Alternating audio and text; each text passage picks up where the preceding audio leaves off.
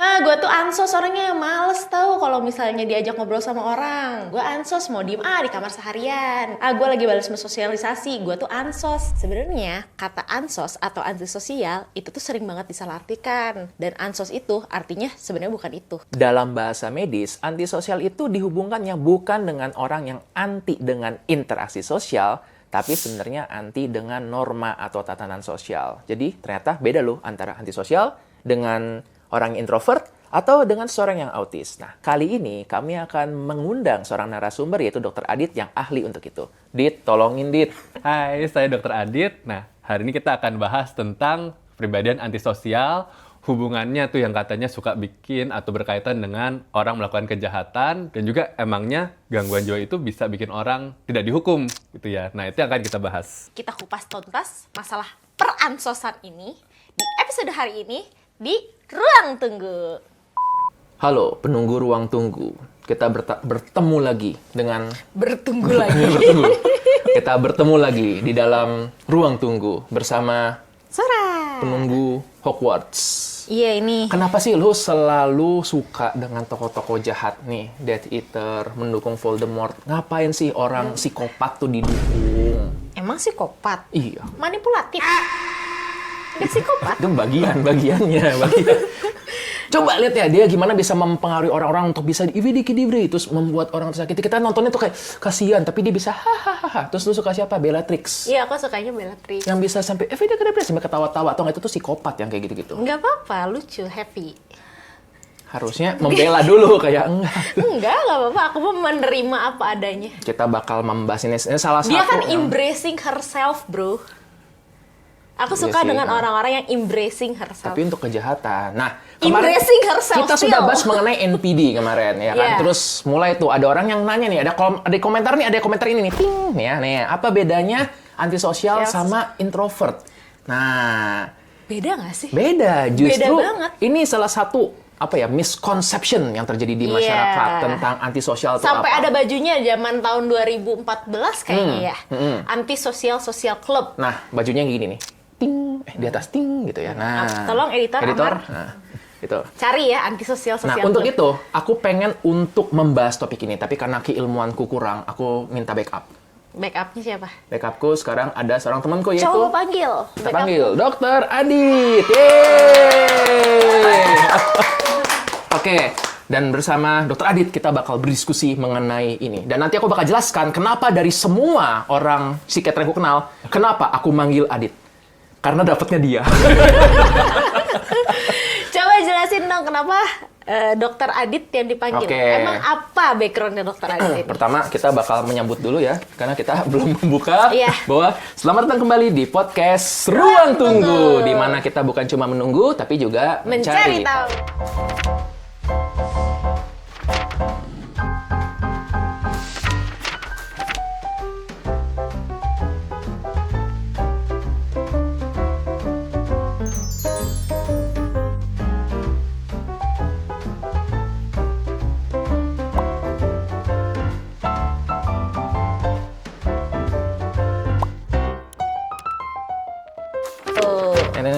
Masuk. Oke, jadi gini.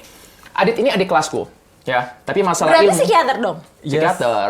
Tapi masalah ilmu boleh diadu. Bejit. Nah, jadi kalau aku ini psikiater umum.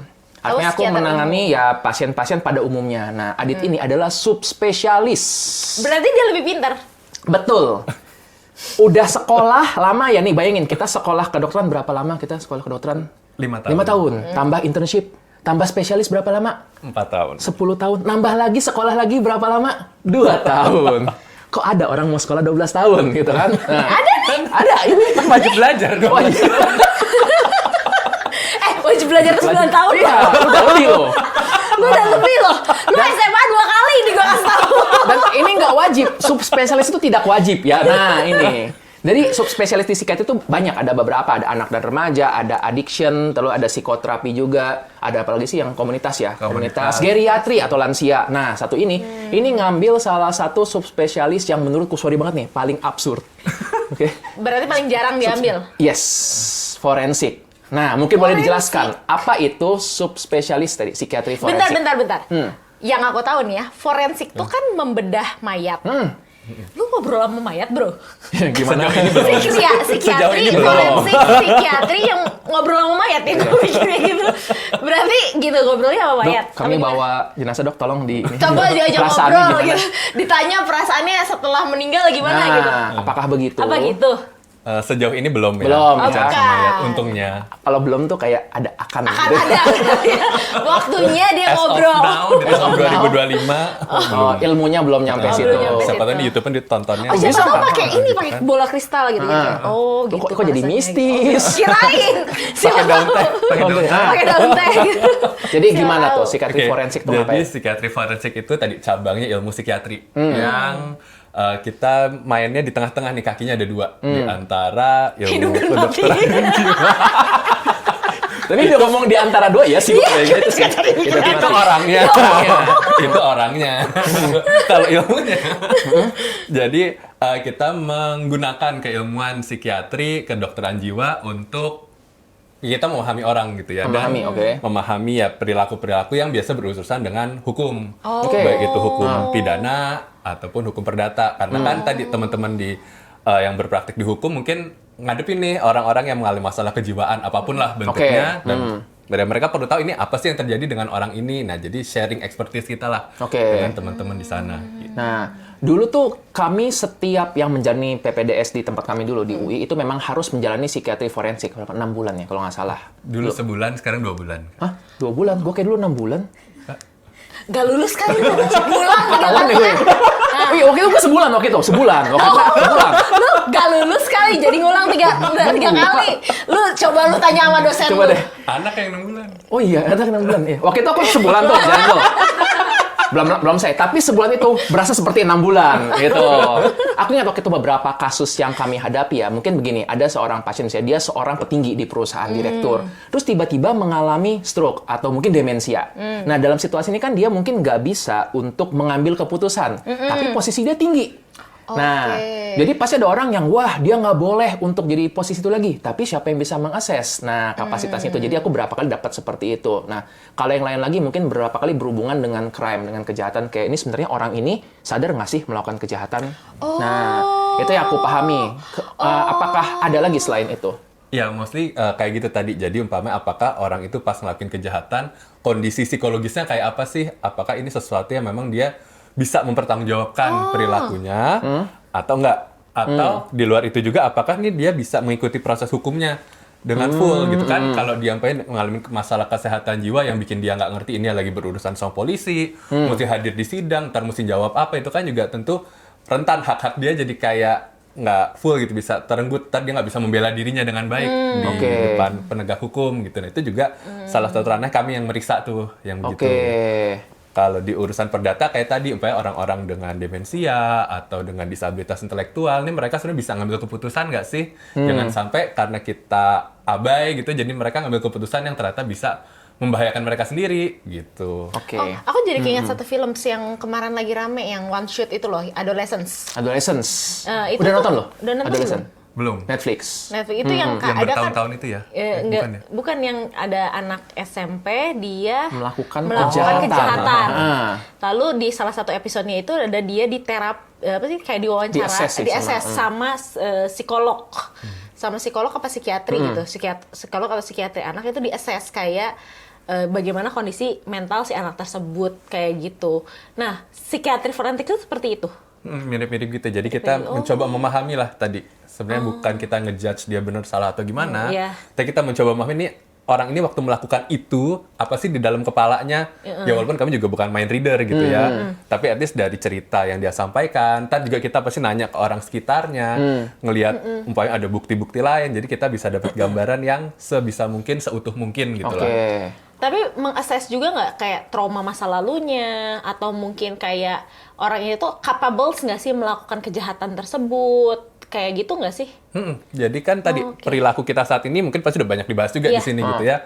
Apa yang kita saat ini, apa yang kita lakukan saat ini kan sebenarnya produk dari dulu kita kayak gimana? trauma, pola asuh dan segala macam. Jadi itu yang tadi kita sebut sebagai mencoba memahami itu kayak gitu. Bukan untuk membenarkan, Oke. tapi untuk memahami. Oke. Jadi posisi lu pun bukan untuk membela. Bukan untuk itu ya. Oke. Alright, ini menarik ngomong tentang bahaya. menarik. Jadi sebenarnya kerjaan lu bahaya dong sebenarnya.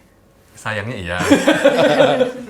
Sangat. Karena dia kan berurusan dengan ini area-area yang pasti ada orang yang, wah ini harus, misalnya gue bayangin gini nih, anggaplah ada anggota keluargaku yang mungkin mengalami kecelakaan, terus tiba-tiba Anda datang mengakses, oh orang ini nggak bisa diproses hukum.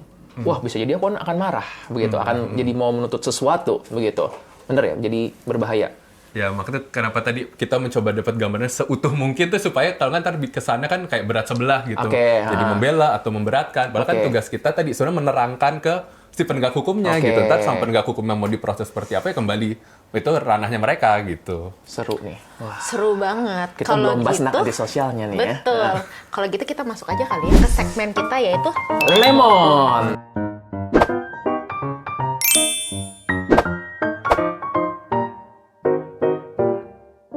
Nah, lepaskan emosi emosi secara secara nyantai. nyantai. Ini kita punya emosi masing-masing. Oke, ya. sebelum kita bahas tentang antisosial, ini banyak banget pertanyaan dari orang-orang. Bener nggak sih? Bisa untuk pura-pura gila supaya nggak dihukum? Nah, itu tadi. Jadi mungkin banyak ya dengan berita makin banyak ada pelaku ini katanya gangguan jiwa, pelaku ini gangguan jiwa, terus kebayangannya, oh kok gangguan jiwa ntar nggak bakal lepas aja Yes. gitu kan. Jadi aku aja pura-pura gila. pura-pura Nanti hukuman lu akan diringankan.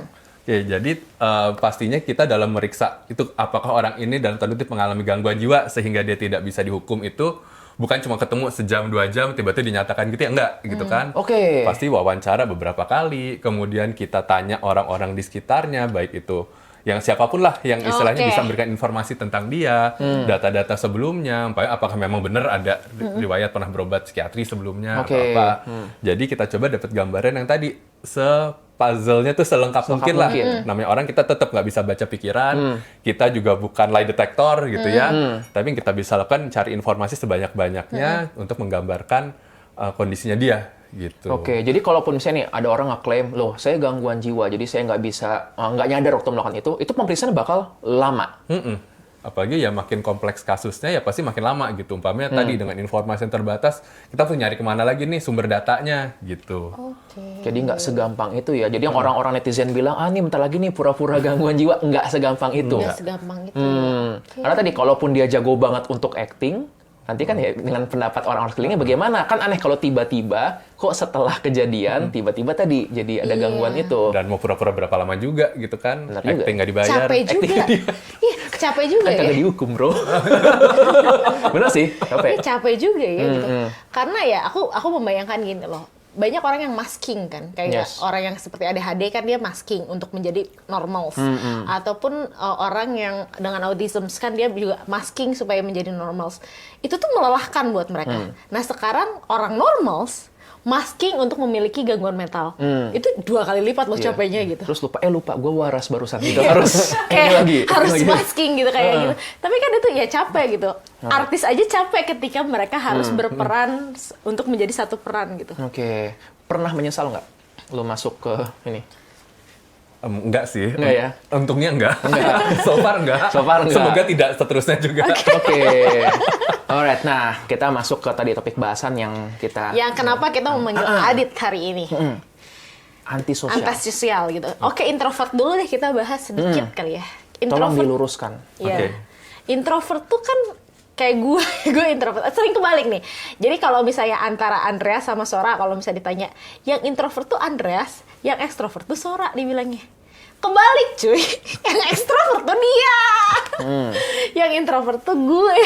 Aku suka kalau keramaian, jadi kalau teman-teman ini ramai, subscriber ramai, yang nonton ramai, aku senang. Jadi teman-teman jangan lupa untuk klik subscribe ya, gitu. Nah, sempet-sempetnya begitu kan? Nyalain di tombol Serius? notifications Iya. ya. Iya, tolong ya di-follow juga Nah. Instagramnya sama TikToknya. Jadi dia suka banget keramaian. Betul. Ya, Nah, Andreas tuh ya itu. Betul.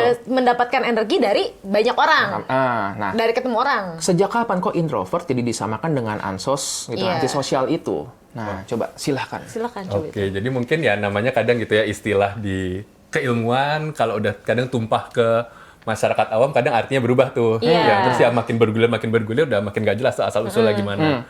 Mungkin yang tadi yang benar harus diruluskan bahwa kalau kita ngomongin antisosial dalam arti yang sebenar-benarnya gitu ya, itu kita akan ngomongin tentang orang-orang yang tadi tidak bisa berperilaku sesuai norma, Sesuai norma. suka melanggar hak-haknya orang lain dan sebagainya gitu. Tapi kalau kita udah ngomongin ansos yang suka dikira introvert itu tadi mungkin ya tadi karena mungkin kalau orang nebak-nebak nggak anti sosial, oh dia nggak suka Anti bersosialisasi. Bersosialisasi. Iya. gitu. Padahal itu sosialnya dalam arti social norms. Social Sebenarnya dalam norms. anti-sosial gitu. Anti dengan tatanan sosial, norma-norma sosial. Iya. Oke. Kalau introvert ini kesannya, padahal mungkin nggak anti juga gitu kan, Enggak cuma dong, terbatas aja Iya. gitu kan. Introvert juga butuh tetap bersosial karena kan pada dasarnya manusia itu makhluk sosial Oke. kan.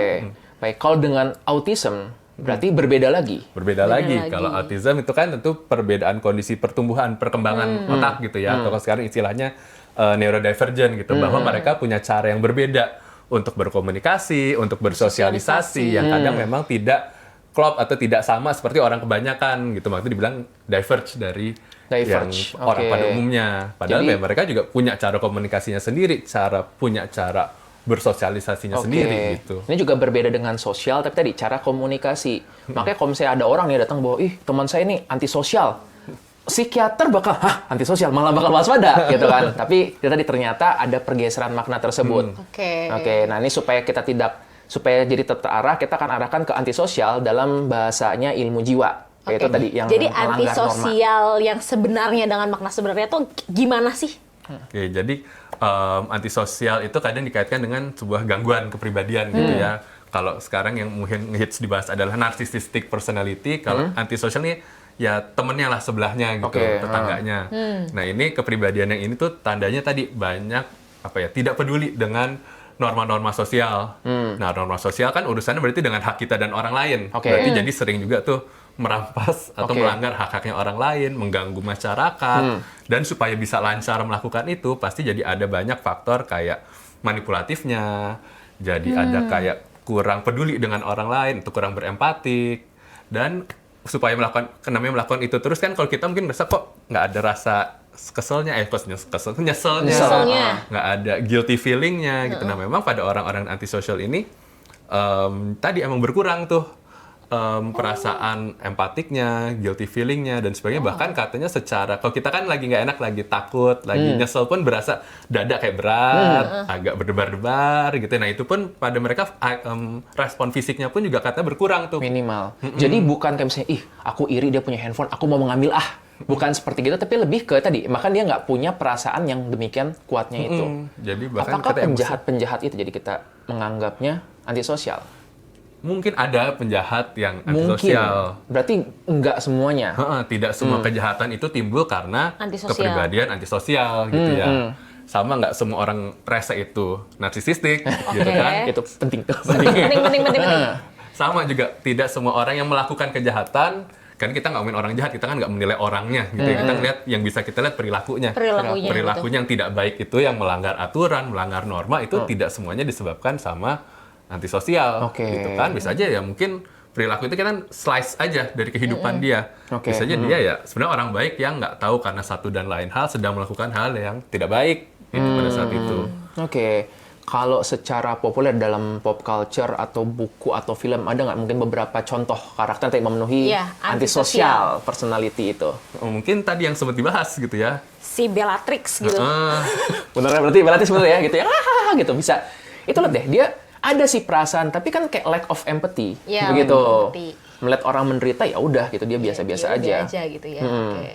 Atau si Voldemort gitu ya. Nah, jadi kan itu memang yang emang ya kayak hajar baik aja gitu kalau orang menyiksa orang, nggak istilahnya kayak ya kalau emang gue harus mengusir orang aja gitu, nggak ada pertimbangan pros and cons-nya gitu. Oke. Baik, kalau yang mungkin cukup terkenal tuh Hannibal Lecter kayak gitu, itu apakah termasuk juga? Nah, pokoknya dikembalikan aja tuh gitu bahwa apakah emang dalam melakukannya itu benar-benar ya for his sake aja gitu kan. Itu kan Oke, pasti ada trait-nya juga, dia merasa oh ya kepentingan gue ini yang paling Buat kepentinganku. paling top lah, orang lain itu di bawah gue. Jadi ya apapun yang gue lakukan itu ya nggak salah karena emang gue lebih baik dari orang lain. Oke. Ya, maka itu bisa bersifat manipulatif dan sebagainya. Thanos? Agak susah. Kalau Thanos itu cukup jelas tuh, dia bisa berempati loh. Justru kalau Thanos itu kan diceritanya dia mau membuat 50% itu supaya balance. Justru karena dia melihat penderitaan di mana-mana, wah ini kita harus ngebalance nih. Dan dia secara acak juga ya Tapi dia. memang kaku sih dia sih. Itu gangguan kepribadian tapi nggak tahu apa tuh. Kepribadian ungu. Itu iya, ungu. Dia seperti bukunya Jimmy. Ungu. Seperti ubi itu. Ubi jalar Oke. dia. Tapi aku mau nanya, kan aku baca komik-komiknya Naoki Urasawa, si sahabat. Itu antisosial nggak sih? Lu baca nggak Naoki Urasawa? Sayangnya tidak. Dia kayak membuat kayak cult gitu. Ya, Gitu. si sahabat dalam di itu untuk 20th Century Boy. Iya, dalam dia bangun cult itu dia bisa kayak wah orang ini bisa mengganggu jalannya cult kita. Yuk. Gitu. Dia bisa nyuruh orang buat kayak gitu. Iya, dan dia bisa memanipulasi gitu. Itu antisosial nggak sih? Atau Johan yang di Monster. Bisa dikasih tahu Untuk nih mendapat- Monster sama 20th Century Boy. Penting gitu. Untuk mencapai tujuannya dia bisa untuk menghalalkan segala cara. Nah, jadi gini, kan kita jangan sampai juga ya merasa bahwa wah dikit-dikit tadi nyebut ini orang antisosial, tapi di sisi lain tadi kalau kita butuh pemahaman, mungkin bisa jadi kita less judgmental karena ngerasa emang begini orang emang error. Begitu. Ini kalau NPD dulu kita pernah bahas juga sekilas, itu sesuatu yang tidak muncul saat dewasa. Oke, jadi bibit-bibitnya tuh sudah Ada ada dari kecil, iya. gitu, yang dia merasa perlu dispesialkan, dia merasa nggak mau untuk disalahkan seperti itu. Antisosial apakah Ada nggak itu dari juga? kecil, iya. Oh, mungkin ya tadi, apakah kita lihat waktu kecil ini dia emang ditanamkan nggak sih norma-norma sosialnya gitu? Oke. Oke. Ya. Dulu kalau kalian baca komik Monster Naoki Urasawa ini, si Johan ini karakter utamanya, nggak karakter utama, antagonis utamanya. Dia dari kecil udah kayak ada gitu. Bibitnya ada gitu. Dan dia tuh manipulatif banget gitu. Jadi kayak beberapa karakter antisosial tuh yang di film-film atau komik itu emang digambarin dari kecil, ataupun kayak misalnya dari kasus ini aja, kasus nyata ya, kayak Jeffrey Dahmer gitu. Itu juga kan dia dari kecil gitu, suka dari mulai bangkai sampai ke akhirnya manusia gitu. Itu kalau misalnya di kasus-kasus mungkin yang pernah dilihat atau diteliti sama Dokter Adit, itu ada nggak sih emang dari kecil atau ada yang muncul pas dewasa? Oke, jadi kebanyakannya.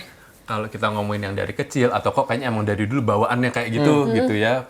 Nah, mungkin ada faktor biologis juga tuh yang main di situ. Dalam arti memang mungkin settingan otaknya berbeda. Kan tadi walaupun kesannya fuzzy worm, empati, peduli sama orang lain, kita bisa bersikap sesuai orang, kan tetap sebenarnya diatur juga sama otak. Oke, Ada bagian-bagian otak yang Emang untuk berempati responsibel itu. buat itu. Jadi kalau memang istilahnya ada settingnya beda, kabelnya putus atau gimana ya, bisa terjadi perbedaan itu gitu. Yang maka itu mungkin jadinya ya karena dari kecil operatingnya seperti itu gitu, jadi si otaknya. Oke, apakah ini sesuatu yang bakal bisa dideteksi dengan pemeriksaan?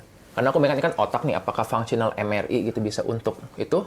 Nah, so far sih di Indonesia jarang gitu ya, maksudnya Oke. defense dengan radiologis bukti-bukti kayak gitu. Di luar negeri pun juga sebenarnya jarang, karena kembali lagi ini bukan masalah forensik aja. Semua fungsi otak kan nggak sesimpel, oh nih bagian ini iya sih. begini, bagian itu begitu, dan seterusnya. Jadi itu juga bukan sesuatu yang rutin dilakukan gitu secara praktik. Oke. Menarik. Aku soalnya beberapa waktu ini kebetulan tuh lagi menemukan ya konten mengenai itu kan tentang bagian otak ada yang berperan dalam empati. Misalnya kita sering ngomong nih di sini juga bahwa prefrontal cortex itu yang berhubungan dengan logic reasoning. Nah, secara spesifik lagi ada medial prefrontal cortex, jadi otak depan tapi bagian yang tengah. Itu yang berhubungan dengan empati. Jadi berhubungan kita melihat orang lain, kayak dia tersakiti deh. Bahkan otak kita tuh punya namanya mirror neuron. Ya, itu yang kalau kamu nonton nih, misalnya nonton video, ada orang kepalanya kejeduk, terus kita, aduh, Iya, ini juga. iya. Itu tuh mirror neuron, karena kita bisa kayak merasakan apa yang dia rasakan. Nah, katanya tadi, mungkin kalau tadi yang Adit bilang ya, ini orang-orang tertentu, emang bagian yang otak ini nih, medial prefrontal cortex itu kurang aktif, atau bahkan nggak aktif. Jadi dia nggak bisa merasakan empati seperti itu. Jadi ketika dia melihat orang tersakiti atau apa, ya dia lempeng-lempeng aja. Dan kalau tanya, kok kamu nggak kenapa-napa? Lah, itu kan dia, bukan aku. Jadi dia ngerti sih orang lain, apa yang dialami orang lain, Dia ngerti. tapi responnya beda. Nah, ya tadi lempeng-lempeng aja, nggak ada respon emosionalnya terhadap itu. Gitu. Dan nggak salah kalau dibilang, lah kan dia yang tersakiti, bukan saya. Bener sih, gitu kan. Oh, menarik ya. Nah, kalau ini berhubungan dengan otak, jadi kan katanya otak bisa dilatih. Tapi bagaimana kalau ini tadi berhubungan dengan fungsi yang dasar banget nih. Empati itu dasar loh, dasar sekali kan. Nah, tadi mungkin pada beberapa contoh tuh memang orang-orang yang mungkin at least belum bisa lah gitu. Kita nggak langsung ngejudge dia tidak bisa. Saat ini belum bisa menunjukkan empati yang seperti itu. Kadang ada juga yang bisa dilatih, at least secara kognitif dulu.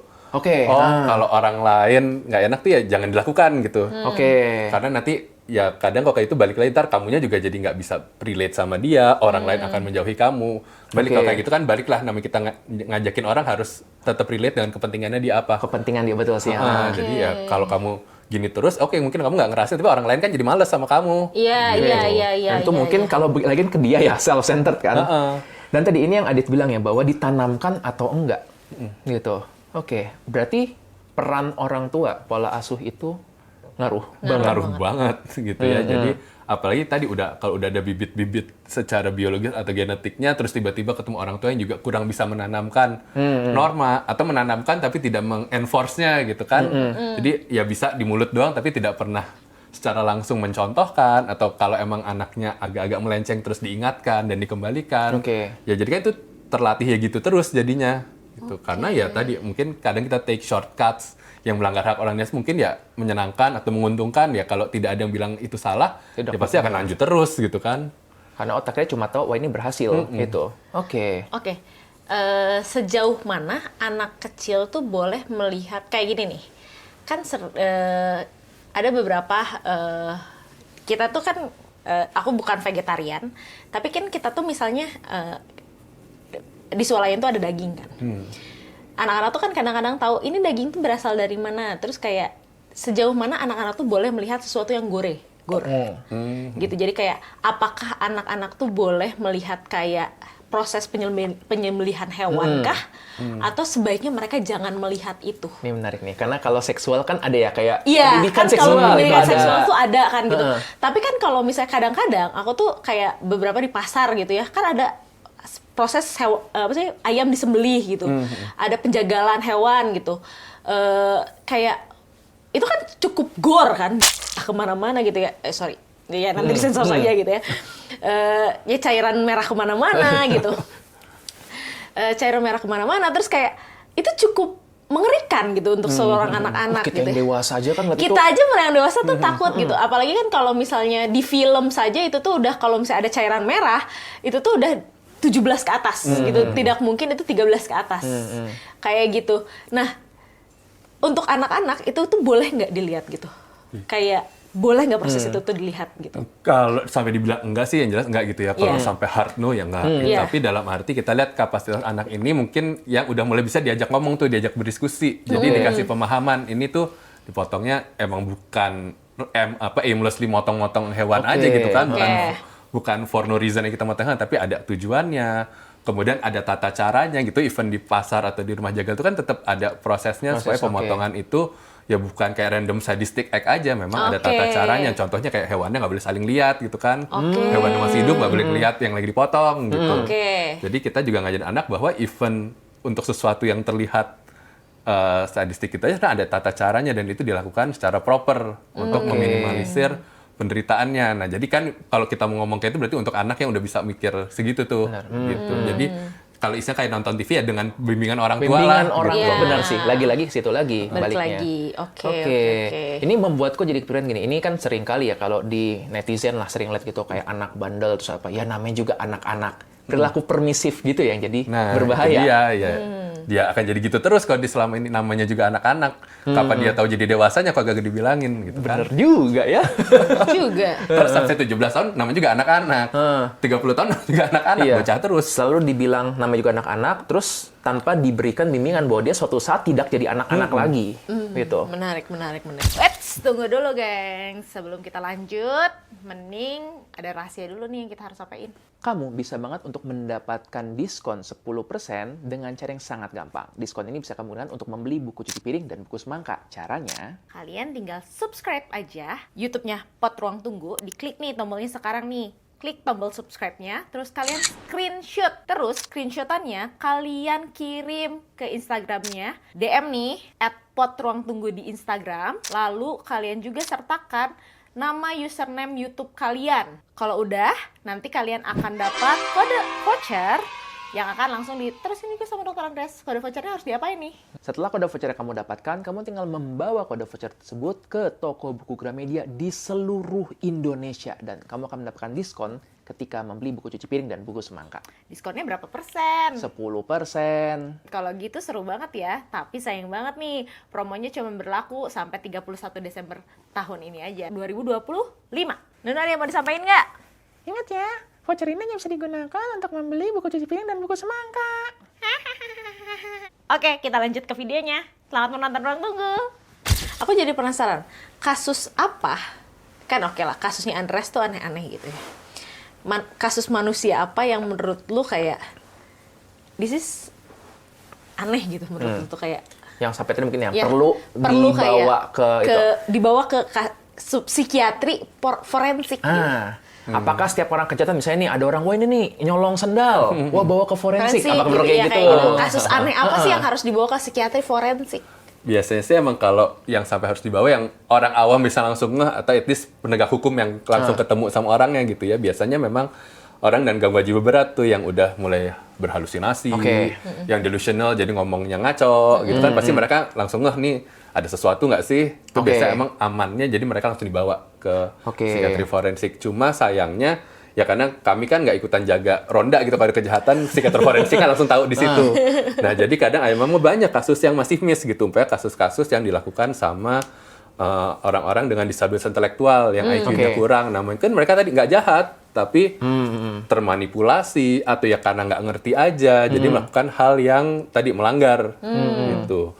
Nah kalau kayak gitu kan, dan kalau orang dengan disabilitas kan nggak kelihatan ya bedanya sama orang pada umumnya. Kadang tadi aparat penegak hukum kurang ngeh, masyarakat kurang ngeh, jadi kayak di proses hukum biasa tuh. Dianggapnya jahat. Padahal selain itu perlu assessment supaya ini baiknya diapain sih, bukan untuk dibenarkan, tapi supaya orang ini tidak melakukan lagi, supaya dia jadi tahu, supaya korbannya juga bisa aman, tidak terulang lagi. Tuh kayak apa sih? Nah itu kan perlu assessment yang mendalam. Problem solving sebenarnya ya. Cuma kan disesuaikan dengan sumber problemnya. Ya kalau memang jahat berarti mungkin perlu untuk mendapatkan ganjaran. Tapi kalau ini karena dia tidak tahu gitu, atau karena tadi termanipulasi, berarti kan ada orang lain yang lebih jahat gitu. Perlu kita obatin, perlu kita jagain, mesti kita kita cari tahu lah penyebabnya. Oke. Aku dulu ingat sih, mungkin kalau boleh sedikit cerita ya, salah satu dulu kasus yang pernah aku tangani itu adalah dia orang yang dikenal cukup baik di lingkungannya, tapi suatu hari itu dia ada berkonflik sampai dia melakukan kekerasan dengan senjata tajam. Dan itu tuh cukup besar beritanya, dan akhirnya dibawa dievaluasi. Dan memang pas aku bertemu pun, orangnya baik banget, orangnya sopan banget. Jadi ceritanya itu dia melakukan suatu kekerasan dengan tadi senjata tajam, terus dibawa kantor polisi, begitu dikasih lihat video rekamannya, dia pun bingung. Dia bilang, iya sih itu saya, tapi dia nggak ingat ketika melakukan itu. Dan itu pun orang-orang yang mengenal dia mengatakan bahwa ya dia tuh orangnya baik selama ini, nggak pernah melakukan kekerasan. Makanya ketika itu terjadi, orang-orang terkejut. Begitu. Nah, dan aku ingat waktu itu ini juga di salah satu yang dievaluasi oleh psikiatri forensik, walaupun tadi aku hanya lewat aja di aku, begitu. Jadi tadi kan ini adalah untuk memastikan bahwa hak-hak dia itu terpenuhi, tetap membutuhkan suatu problem solving dari situ. Cuma kalau karena kejadian itu dia tiba-tiba mungkin dihukum, dikurung, kok kayaknya bukan itu problem solvingnya. Tapi aku juga jadi ingat satu kasus, waktu itu juga ada pernah terjadi juga di Indonesia, yang dimana ada seorang suami istri gitu ya, terus mereka berantem, si suaminya itu ya akhirnya menghabisi nyawa istrinya, lalu pada saat udah menghabisi nyawa istrinya, ketahuan sama warga, si suaminya dibawa ke kantor polisi. Terus lalu pas di kantor polisi tuh suaminya tuh banyak bengong. Pas full sadar, ada rekaman videonya itu kayak pas full sadar yang diomongin sama suaminya itu adalah, loh bukan mimpi, ini bukan mimpi, ini nyata, ini seriusan, ini nyata. Jadi yang dia pikirkan adalah ketika dia melakukan itu dia dimimpi. Kayak gitu. Jadi dia beneran melakukan, tetapi yang di pikiran dia adalah itu tuh di mimpinya dia melakukan itu. Tapi ternyata itu adalah kenyataan. Apakah lu pernah gitu ketemu dengan kasus-kasus gitu di mana orang dia jadi tidak bisa mempertanggungjawabkan? Jadi itu kan kesannya wow banget gitu ya. Iya. Padahal mungkin sehari-hari kita pernah ngalamin situasi kayak gitu juga. Kayak kalau kita lagi nyetir pulang, kan kagak ngeh tuh kita belok-belok sana tiba-tiba udah depan rumah. Iya. Autopilot gitu ya? Lagi autopilot. Itu yang kadang disebut sebagai kondisi disosiatif. Kita nggak fully aware dengan kita lagi ngapain, kita lagi di mana. Kadang kita udah otomatis nggak dalam under conscious control gitu, nggak benar-benar kita sadarin. Nah ini cuma versi lebih ekstrimnya gitu. Dan very unfortunate situation gitu jadinya. Iya. Jadi kalau dikatakan itu kondisi kejiwaan aneh, ya jarang gitu ya, maksudnya dan ekstrim, tapi maksudnya bukan sesuatu yang unexplainable juga gitu, Oke. untuk kondisi-kondisi disosiatif seperti ini. Dan mungkin gini, kalau apakah orang ini akan dihukum atau enggak, itu bukan ranahnya kita di kedokteran Oke, jiwa gitu ya. Tapi yang perlu kita lihat, dari kami pasti akan lihat kenapa ya orang ini ada kecenderungan untuk bisa disosiatif kayak gitu, tidak bisa mengendalikan perilaku sepenuhnya. Apa tadi yang model kebanyakan dipendem, jadi sekalinya keluar langsung Meledak gede, gitu. gitu. Iya. Atau tadi umpamanya dalam konteks pasangan nih emang biasanya nih kalau berantem diam-diaman gitu kan, jadinya pas itu seakan-akan jadi dalam mimpi, padahal itu lagi di act out beneran Iya. gitu, karena tidak terbiasa untuk beneran ngomongin konflik gitu. Iya. Nah, jadi kalau dari ranah kami intinya, orang-orang ini harus diapain sih? Iya. Dilatih cara mengekspresikan emosinya, dilatih cara mengelola konfliknya, meregulasi emosinya. Ya syukur-syukur dengan setting terapi yang baik. Tapi tadi kalau apakah ini orang ini akan masuk kurungan atau enggak, yaitu ranah hukum sih sebenarnya gitu. Oke. Tadi berkali-kali kan lo bilang ini lo mengakses, berarti bukan lo yang menterapi. Nah, seharusnya berbeda gitu Seharusnya ya. berbeda. Karena kami harus netral dalam Oke. akses. Bukan orang kayak apa, itu yang kita laporkan. Itu yang kita sampaikan ke penegak hukum. Nah, kalau orang treatment kan nge-treating pasti kan ada harapan, nih pasti bisa segera baik Perbaikan, lah. Ini udah membaik lah, maksudnya udah sekian lama nggak ada perbaikan sih, adalah dikit-dikit I gitu. see. Jadi biasanya dilakukan oleh dua orang yang berbeda. Gitu. Oh, oke. Ini jadi make sense. Kan tadi kasus yang aku ceritakan itu kan aku bilang itu lewat di aku. Kayaknya waktu itu berarti aku sebagai treating. Aku yang menangani, tapi untuk assessing itu ada bagian lainnya. Dan sebaiknya itu terpisah supaya nggak jadi bias gitu ya. Dan memang secara hukum diminta juga beda gitu kan. Oh, oke. Oke. Menarik ya.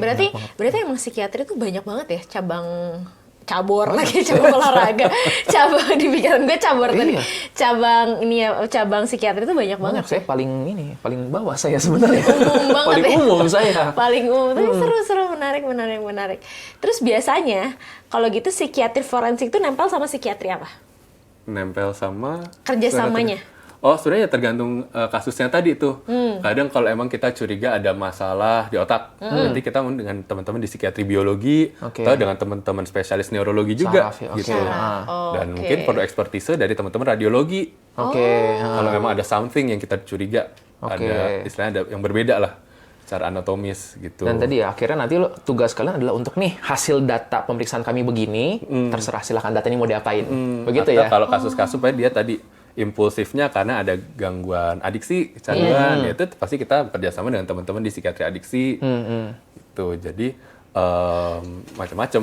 Menarik nih, kasus adiksi nih, dari kasus adiksi. Kan banyak nih sekarang tuh orang yang ketagihan judi online, atau orang yang ketagihan, ya banyak orang yang berperilaku jahat. Adiksi itu kan sebenarnya gangguan jiwa kan, lalu dia melakukan kekerasan, lalu dia bisa nggak dia lepas dari jeratan hukum karena dia adiksi. Nah, tadi itu harus dikaitkan dengan pelanggaran yang dilakukan tuh. Karena dia adiksi main game online. Kan itu sebenarnya dalam tanda kutip nggak ada hubungan dengan dia tiba-tiba tetangganya gitu. Karena tetangganya keberisikan, malam dia masih teriak-teriak gitu. Ya pasti kan itu nggak ada hubungannya secara langsung.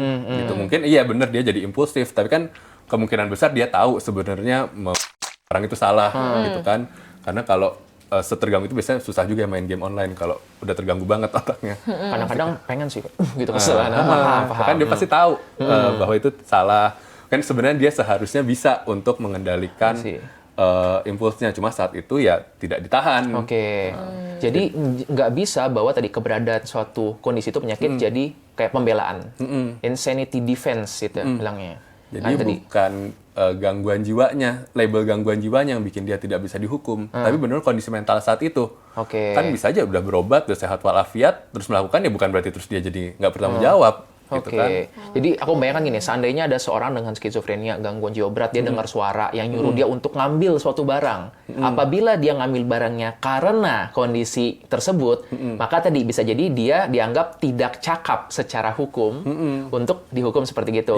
Tapi kalau misalnya dia skizofrenia, terus dia jadinya ngerampok bank dengan alasan, loh kan saya skizofrenia. Nah, suara-suara ini nyuruh saya untuk ngerampok bank. Belum tentu juga dia kebal dengan kayak gitu ya. Karena tadi kan untuk misalnya ngerampok bank itu kan butuh suatu planning yang sangat besar. Apakah ada orang-orang yang dimanfaatkan dengan kayak gitu? Orang gangguan jiwa yang dimanfaatkan karena mereka tahu bahwa ini adalah orang-orang yang vulnerable. Biasanya kalau yang gangguan jiwa berat itu enggak, tapi yang lebih rentan itu biasanya tadi teman-teman dengan disabilitas intelektual. Yang tadi disuruh apa ngikut aja gitu kan. Karena nggak suruh bawa barang, bawa aja ternyata jadi kurir. Gitu. Atau tiba-tiba jadi bawain barang curian ke penadahnya gitu karena ya menurut baik Nah, gitu dia happy aja dibayar gitu kan, senang gitu. Menarik. Dan ada ya emang orang-orang yang dengan intelektual rendah itu bukan yang ya apa sih ya? Bukan intelektual rendah apa sih? Jadi kita sebut disabilitas intelektual. Disabilitas intelektual yang mudah untuk disuruh-suruh ya. Yang mungkin masih bisa diajak komunikasi, masih bisa disuruh reasoning sedikit gitu ya. Oke. Ya ini kamu anterin ke situ. Kayak Dikasih uang kayak gitu. nggak usah uang cuy, nggak ngerti dia coklat. Iya, bener Iya kan konkret gitu ya, emang masih konkret kan. Kalau uang mungkin ada beberapa yang emang nggak terlalu ngasih uang. Tapi dikasih hadiah atau apa kan langsung saat itu. Iya, dikasih coklat, dikasih mobil-mobilan, dikasih apa yang dia suka. Kadang-kadang kan yang dia suka tuh nggak make sense, kayak misalnya sabun atau mungkin Jadi kasih jeruk. reward aja gitu ya. Oke, ini kalau aku membayangkan secara data gitu. Kalau tadi kan ini karena orang dengan memang disabilitas intelektual yang disuruh. Kalau yang memang mereka melakukan kejahatan, karena kan gini, aku sering mendengarkan, jangan deket-deket dia. Dia ini agak EQ-nya agak turun, nanti kamu dijahatin. Apakah mereka memang lebih sering jadi pelaku? Atau sebaliknya, ini karena mereka vulnerable, malah seringnya dijadiin korban? Oke, jadi memang kalau ngelihat berita kan kesannya ya namanya berita gitu ya. Kadang kan emang dia tidak menceritakan semua hal, tapi big picture-nya sebenarnya bahwa orang dengan gangguan jiwa itu lebih rentan menjadi korban dibandingkan menjadi pelaku. Bayangin aja, umpamanya kita ngomongin skizofrenia, prevalensinya 1%. Di antara yang 1% itu yang melakukan kejahatan, kekerasan yang seheboh itu sebenarnya kan juga cuma berapa persen. Jadi 1% dari kali 0, berapa kan hasilnya ya 0, sekian persen pasti gitu. Cuma ya sayangnya itu yang terblow up. Sekalinya jadi muncul sensasi langsung, gitu kan. Itu jadi muncul berbahaya, bisa menjahati. Dan itu pun gitu. juga bukan ujuk-ujuk karena dia gangguan jiwanya. Tadi berarti karena gangguan jiwa yang tidak termanage dengan baik, tidak punya support yang cukup, mungkin termasuk kondisi sosioekonomi juga gitu kan. Karena tadi ada memang kondisi sosioekonomi yang bikin orang rentan gangguan jiwa dan juga rentan melakukan kejahatan gitu. Oke, kalau menjadi korban seringnya apa? Tadi mungkin korban manipulasi, korban kekerasan, atau kalau yang disabilitas intelektual tuh umpamanya jadi masalah harta gitu kan, karena dia nggak ngerti atau apa, jadi dimanipulasi, atau eyang-eyang dengan demensia yang syukur-syukur punya aset atau apa, ada yang disebut elder abuse gitu kan, memang aset-aset tiba-tiba diambilin segala itu macam gue gitu. sering lihat tuh itu. Dan itu yang nggak keangkat ke berita. Iya. Atau ya something as dipasung, itu kan juga sebenarnya kekerasan terhadap si ODGJ itu. Oke. Iya. Atau di kontenin juga sebenarnya itu kan kekerasan. Iya sih, bisa juga. Oke, tadi Adit bilang ya tentang angka skizofrenia itu memang lifetime prevalence 1% ya. Kalau untuk antisosial sendiri ada nggak sih datanya kira-kira? Nah, antisosial untuk mengukur kepribadian kan susah gitu ya. Dan orang antisosial juga nggak tiba-tiba declare, oh gue antisosial personality loh, gitu kan. Tidak muncul, tidak ketahuannya. Jadi, iya sih, nggak ketahuan. Kalau dicari di survei susah banget gitu. Maksudnya ya, ada yang pasti nyebut angka sekian-sekian, tapi kalau mau dirangkum tuh ada yang bilang di bawah 10%, ada yang bisa sampai berapa puluh persen, dan itu ngefek banget kita nyari di mana. Kalau di populasi umum mungkin beberapa nggak nyampe 5%. Karena gangguan kepribadian emang in itself juga tidak sebanyak itu sebenarnya. Tapi kalau kita ngomongin ntar di populasi yang memang pernah melakukan kejahatan, atau di profesi-profesi tertentu, gitu katanya memang lebih tinggi tuh. Tapi biasanya juga yang lebih ya tidak separah itu, karena kalau udah terlalu parah kadang nggak bisa berfungsi juga, gitu kan. Benar juga sih, untuk mendiagnosis suatu gangguan kepribadian kan tadi butuh untuk evaluasi, nggak cuma nanya doang gitu ya. Dan tadi bisa jadi angkanya ada, tapi nggak ketahuan. Atau tadi bisa jadi kita dikit-dikit keburu nuduh gitu. Kayak NPD kan, dia NPD nih, NPD begitu. Dan sekarang tuh karena yang orang-orang cuma taunya NPD, semuanya NPD cuy. Bisa jadi histrionik, bisa jadi OCD, bisa jadi antisosial, tapi karena orangnya cuma tahu NPD, semua orang NPD. Mumpung kita lagi ngomongin tadi tentang NPD ini, dan tadi kan tentang kejahatan juga, antisosial dengan psikopat, apakah itu bisa di-interchangeable gitu? Nah, itu memang sebenarnya masih perdebatan juga tuh. antisocial personality, sociopath, dan psychopath. Oke. Gitu kan. Oh beda ya? Nah, itu dia. Karena tadi ya event di dalam keilmuan pun kadang orang makainya juga beda-beda gitu ya konteksnya. Tapi kalau saya coba rangkum dari yang paling banyak digunakan, jadi ini udah masalah istilah gitu ya, Iya. bukan masalah keilmuan lagi. Dalam arti, biasa sosiopat itu agak kurang lebih disamakan dengan antisocial personality. Gitu, Sosiopat, ciri-cirinya. Sosiopat. Oke. Nah, kalau psikopat itu agak lebih spesifik. Karena tadi umpamanya kan antisosial tuh kriterianya ada banyak tuh, sekitar 9 atau 10. Nah, ini psikopat itu yang lebih spesifik tadi, yang lebih ke afek atau empatinya benar-benar turun. Tidak ada empati itu. Kemudian respon emosional dalam arti termasuk yang fisiknya juga, yang berdebar-debar, yang takutnya, cemasnya itu juga lebih rendah. Ngerasa dia lebih oke dari orang lain, jadi itu dia wajar untuk melanggar hak orang lain. Nah, itu jadi emang kayak subsetnya orang-orang dengan antisocial personality gitu. Oke. Jadi orang-orang yang dengan psikopat itu bisa jadi dari luar kelihatannya cool banget gitu ya. Kayak Berkarisma orang-orang gini gitu pada heboh, dia tetap cool, kalem. Statue. Tapi bukannya karena dia cool, tapi karena memang ini orang ngapain sih gitu. Iya, Emang gitu. nggak bisa memproses itu. Luarnya setelan cuek, dalamnya setelan kriminal. Itu tagline tuh ya. Tagline. Karena masalah sendiri kan emang deceitful and manipulatif gitu. Jadi Tapi ya bukan dingin tuh bukan karena dia nggak bisa merasakan apapun ya. jadi dia lebih ke dia tahu bisa, tapi merasakannya itu yang Iya, merasakan itu. karena dia nggak bisa Oke. merasakan apapun itu sih. Aku pernah dapat beberapa pasien yang dia jadi khawatir kan dia setelah membaca tuh kriteria-kriteria itu terus jadi ngerasa, "Dok, aku takut aku psikopat atau antisosial." Karena tadi dia bisa jadi melihat berita nih, ada penderitaan di mana, terus biasa aja lagi. Terus dia jadi khawatir begitu. Dan situ sih pas aku ngobrol-ngobrol sebenarnya enggak, cuma kadang-kadang tadi ada terlalu jauh. Jadi misalnya dia membaca berita tentang apa, terus misalnya tentang suatu sakit, anak yang sakit. Lalu dia ngerasa baca itu nggak apa-apa, nggak ngerasa apa-apa. Mungkin karena dia nggak relate dengan hal tersebut. Ketika aku contoh yang lain, misalnya nih, gimana kalau berita tentang misalnya anjing sakit, oh itu saya sedih. Berarti kan bukannya dia jahat nggak berperasaan, tapi kebetulan nggak relate aja. Empatinya masih ada, cuma aktifnya karena hal yang berbeda. Iya, Begitu. betul. Karena dikembaliin aja tadi personality disorder tuh angkanya sebenarnya tidak sebanyak Tidak sebanyak itu. gitu. Apalagi yang udah Oke. sampai traits atau Disorder ciri-ciri ada sih. Oke, Tapi kalau iya disorder tuh benar-benar. sebenarnya angkanya tidak setinggi itu, dan tadi kriterianya kan banyak. Jangan cuma karena kita relate sama satu, kesannya Aku gimana? disorder gitu. Hati-hati ya dalam menggunakan kata disorder Yes. gitu. Yang pokoknya yang ada D-nya belakangnya disorder itu tuh belum tentu. Kecuali kalau tadi yang trait ya. Mungkin cirinya ada tapi disordernya belum tentu. Jadi kayak OCD, obsessive compulsive disorder. Ada disordernya nih gitu. Atau enggak apalagi NPD, narcissistic personality disorder. Bahkan panic pun ya, panic disorder. Paniknya ada, belum tentu disorder. Gitu. Jadi santuy dulu aja, jangan buru-buru langsung ini disorder gitu. Ini Kayak seru gitu. sih. Seru banget. Oke. Nah, sekarang kita langsung deh kita kupas solusinya, kita harus ngapain. Jadi Oke. kita masuk sesi Semangka, sesi mengupas solusi kehidupan. Kita punya boneka semangka ini, siu gitu. Oke. solusinya dong Kakak. Oke. Dit, jawab Dit. Dit, tolongin Dit. Nah, Dit, tolongin gimana supaya ya, kayaknya yang punya anak, yang punya adik, gimana supaya di masa depan tidak menjadi psikopat gitu. Gimana supaya nggak jadi antisosial? Gini deh, kalau Takut misalnya loh. kita udah ngelihat cirinya ada.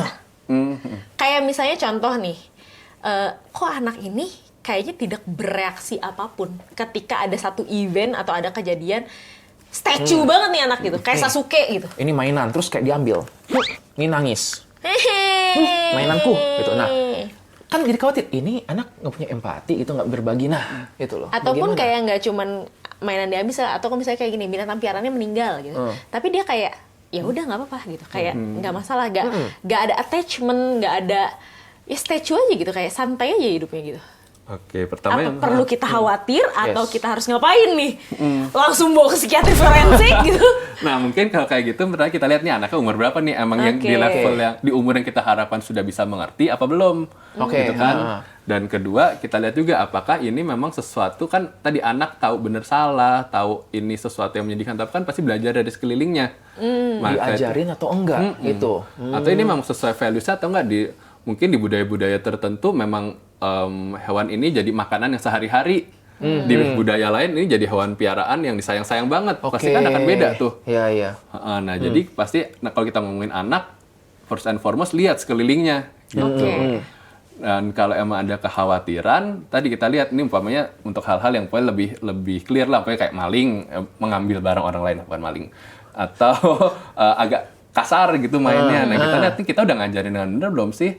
Atau udah diajarin, tapi kitanya mencontohkan nggak? Nah, Kitanya itu pesan penting buat para parents. Iya. Bener banget, karena seringkali kan, Dok, anak saya main HP terus. Ibunya ngapain? Main HP juga, gitu kan, nggak mencontohkan. Betul, jadi diajarin atau enggak dan dicontohkan atau enggak. Dan kalau emang tadi mulai melenceng, namanya anak gitu kan, ya ada yang mengembalikan nggak dengan cara yang tepat gitu kan, supaya on track lagi gitu. Menarik. Nah, terus kalau misalnya kita melihat dan kita sudah mencontohkan gitu, tapi masih ada perilaku yang melenceng ini gitu. Se-early apa sih kita, atau kasih jarak waktu berapa lama sih untuk kita kayak merasa kayak something wrong with this kid gitu? Sebenarnya tadi kalau udah ada worry sampai bikin concern sih mungkin ya anytime mau berkonsultasi ya silakan aja gitu kan. At least Usia anak berapa gue harus khawatir? Nah, tadi mungkin ya pas anak udah mulai usia yang mulai bisa berinteraksi dengan lingkungannya. Interaksi lingkungan, oke. Apa kan pasti baru mulai kelihatan di situ tuh. Oke. Pas dia masih oe-oe doang kan. Ya, insya Allah mungkin kelihatan lah. ya.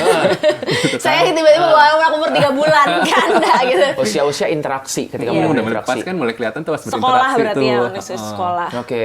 Dan maksudnya bukan untuk ngejudge anak ini jahat atau tidak, jangan-jangan memang ada perbedaan perkembangan gitu kan. Sebelum dia di label jahat, di label bandel segala macem, kita kan tahu anak-anak, let's say kayak ADHD sering dicap anak bandel karena gurunya nggak ngerti gitu.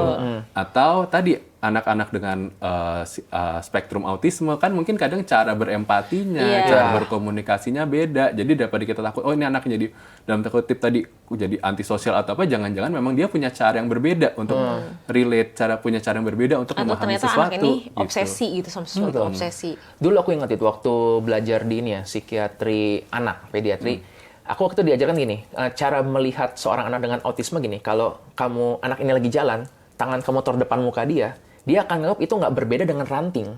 Jadi dia mungkin bakal lewat, bakal ditepis sama dia. Tapi bukan karena dia jahat, tapi dia menganggap itu ya sama kayak ranting. Dan kita pun kalau ngeliat ranting pohon, kita bakal tepis aja. Nah bener sih tadi, kalau ini kan disalahpahami, jadi seolah-olah, wah anak ini kok jahat. Kok dia bisa tuh ngedorong temennya sampai seperti itu. Jadi tidak perlu untuk dievaluasi bagian itunya. Oh, oke. Menarik.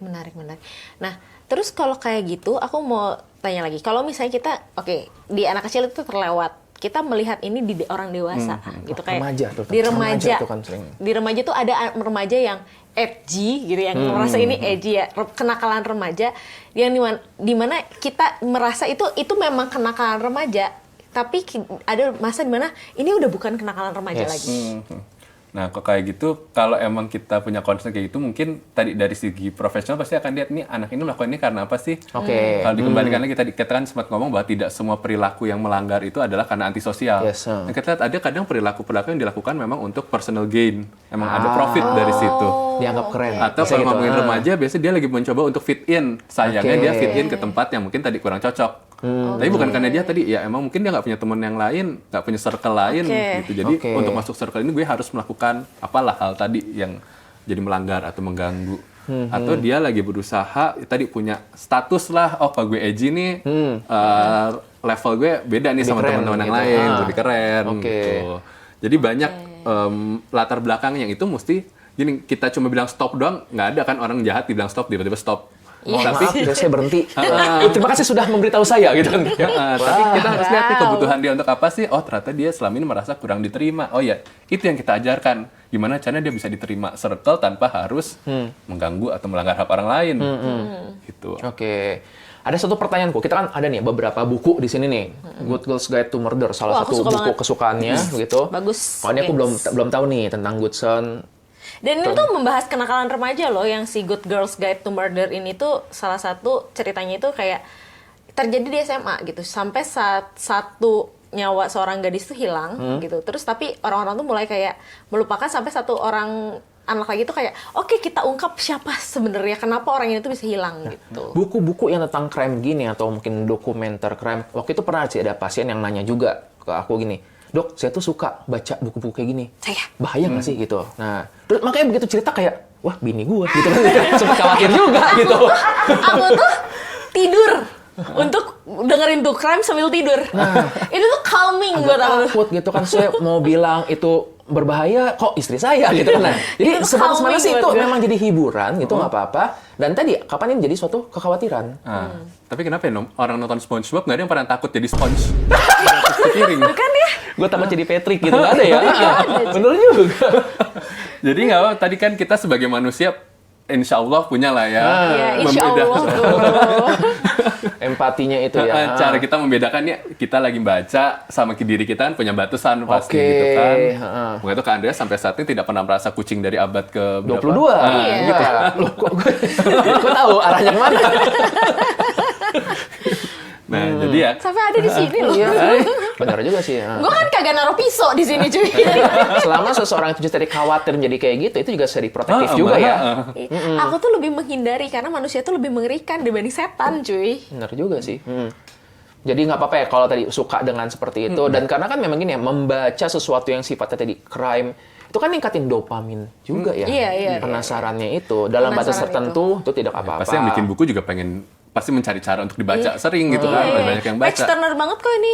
Maksudnya tuh si buku ini tuh bener-bener sekali baca tuh terus Jadi kalau penulis novel yang crime gini mungkin Google search history-nya mengerikan kali ya. iya. Aduh, dia tuh ya kayak kalau misalnya buka handphone aku terus lihat Google search tuh, kamu kenapa nyari ini? Kayak, Lo kenapa nyari beginian sih gitu? lu ngapain sih nyari beginian kan? Penasaran aja. Penasaran. Jadi nggak apa-apa untuk untuk seperti ini ya. Dan aku jadi keinget juga bahwa bagi beberapa orang bahkan menulis itu salah satu cara untuk nih kan kayak sublimasi kita bilangnya gitu.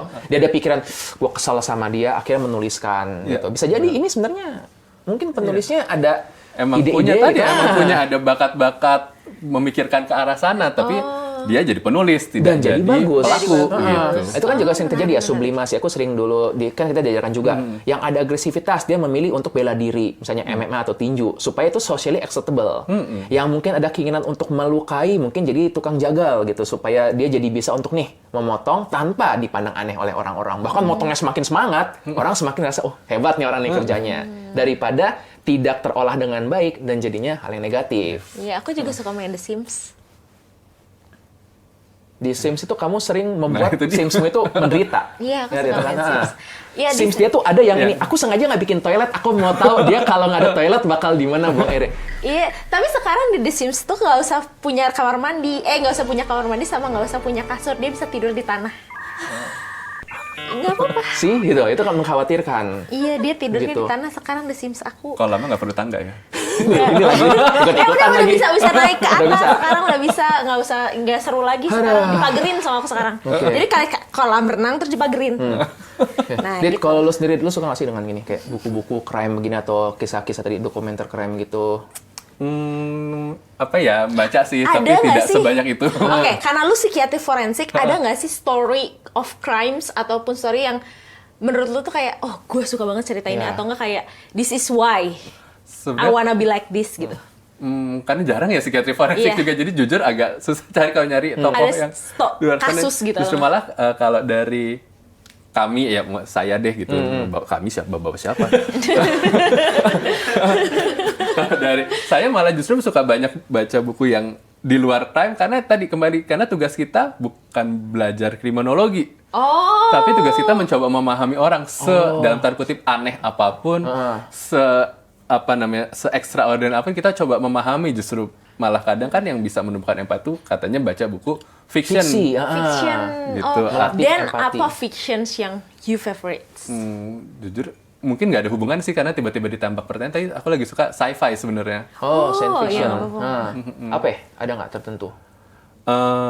Terakhir itu baca yang itu kan yang buku yang Arrival itu lah, yang jadi film Arrival itu kan sebenarnya banyak cerita pendek sci-fi-nya juga tuh. Nah, itu kan macam-macam, itu kan benar-benar membayangkan dunia yang berbeda, orang dengan norma atau budaya yang berbeda. Itu kan benar-benar ngebayangin kita, oh ya emang orang tuh nggak begini doang gitu. I see, ya. Sih, menarik. Dan juga kita yang kita merasa kita normal ketika berada di planet lain, wah kamu abnormal begitu. Oh, menarik ya. Iya sih, emang kalau Seru. misalnya belajar itu ternyata kalau aku pikir kan dia bakal tertarik sama crime, tapi ternyata dia lebih tertarik dengan manusianya. Gue paham sih, gue jadi capek juga sih. Iya Gitu, sih. kayak kerja, nyampe rumah hiburannya apa, kerja lagi Iya sih. gitu. Kayak hiburan gue kan ini crime. Iya, itu dia. Oke, wah seru banget. Seru banget. Dit, thank you udah Thank untuk you diundang banget ya. untuk Jadi diundang. kita belajar banyak banget sih ini sih, meluruskan Meluruskan tadi bedanya introvert, antisocial, sama tadi itu ternyata psikopat sama sosiopat itu beda. Dan ternyata beda juga sama antisocials gitu. Wah, banyak banget kita belajar hari ini. Dan tadi ya, kalau orang sedikit jahat atau bandel, nggak langsung kita anggap ini NPD atau ini adalah antisosial. Tapi Rese jadi sedikit ya bilang NPD, iya. Ya, bullying pada remaja pasti itu bukan suatu yang baik, tetapi entah dulu, belum tentu dia karena murni jahat. Siapa tuh tadi kan tekanan, dan dia memang kebetulan tadi salah circle. Orang baik yang salah circle, bisa seperti gitu. Ingat, orang jahat itu terlahir dari orang baik yang tersakiti. Joker. Joker! Oke, terima kasih ya. Wah, kita belajar banyak banget hari ini. Oke, gimana kalau kita akhiri aja sesi hari ini, dan tapi jangan lupa balik lagi. Kalau kalian ada yang tertarik sama buku-buku crimes hari ini, yaitu salah satunya adalah A Good Girl's Guide to Murders, itu udah bisa di check out juga, ada linknya di bawah. Terus itu bisa dibeli juga di toko Gramedia, udah ditranslate kalau nggak salah. Holly Jackson sih ya. Jadi silahkan kalau misalnya kalian mau beli, itu udah ada di Gramedia semuanya. Atau kalau yang mau suka buku yang lebih damai, silahkan kalian bisa Seorang Pria Meredukan yang Mencuci Piring. Mana buku saya? Ada buku cuci piring sama buku semangka. Bukunya ada di sini, editor, ting. Nah, gampang. Oke. Kalau mau buku yang lebih damai, oke? Banyak tahu buku-buku crime yang lainnya. Coba tulisin dong di bawah apa buku crime favorit kalian. Kalau misalnya kalian suka juga Agatha Christie, coba deh mulai baca Agatha Christie, bagus banget. Ya Allah, bagus. Mucho bueno. Aku punya ide, ada buku tentang penculikan yang sangat bagus. Tidak jadi guys, buku semangka dan buku cuci piring saja. Oke, baiklah, terima kasih penunggu ruang tunggu. Oh iya, jangan lupa di Follow, ya. subscribe. Ya, betul juga. Dan dinyalain notification-nya. Jangan lupa juga follow Instagram dan TikTok-nya Pot Ruang Tunggu. Jangan lupa di follow juga Instagram kamu. @dr.nreamon. Little Sora Lo sama. terbuka nggak Instagram lo? Terbuka sih. Yaudah. Tapi Boleh. kagak ada isi. Gak apa-apa. Isinya Siapa kagak tahu. nyambung. Siapa tahu ada yang tiba-tiba mau ke lu Iya. gitu, konsultasi. Iya. Boleh dong di Instagram. kamu apa? adhitya.sr. Oh, Oke. adit.sr ya. Adit. Mulai dengan dit, tolongin dit gitu. Nah, itu. Nah, di blog. Jangan ya guys ya. Baru tahu tuh kalau message itu di blog. Oke, thank you, dan nanti kita kalau ada ide-ide lagi apa yang mau dibahas silahkan diketik di bawah ya. Siapa tahu nanti kita panggil Adit lagi kalau ada kepribadian-kepribadian lain yang mau untuk kita bahas. Adit ini jago banget loh untuk bahas-bahas kepribadian. Kepribadian. Nah, siapa tahu kalau kalian ada yang mau nanyain tentang kepribadian, kalian boleh nih, kepribadian itu ada berapa sih, Dit? 11. 11. Ada 11 episode lagi yang harus kita bahas. Yes. 10 ya? 11 Kalau konten. dulu. Iya. Dia lebih pintar, udah Iya, dia 11, 11, 11. 11. Gue lebih percaya sama dia. 12 tahun dia sekolah, Oh, iya. gue cuma Gua cuma 10 tahun. Gue cuma 9 tahun, jadi Lu cuma 9 gue cuma belajar Lu sampai sampai 10. SMP, lu cuma belajar sampai SMP. 10. Oke Dia guys, belajar sampai SMA. terima kasih semuanya dan sampai jumpa. Nah, Kita angkat begini, ntar kita Oke. close gitu. Ingat, di semua perhentian pasti ada cerita. Jangan Iya. lupa subscribe ya, dan sampai jumpa. Bye-bye. Bye.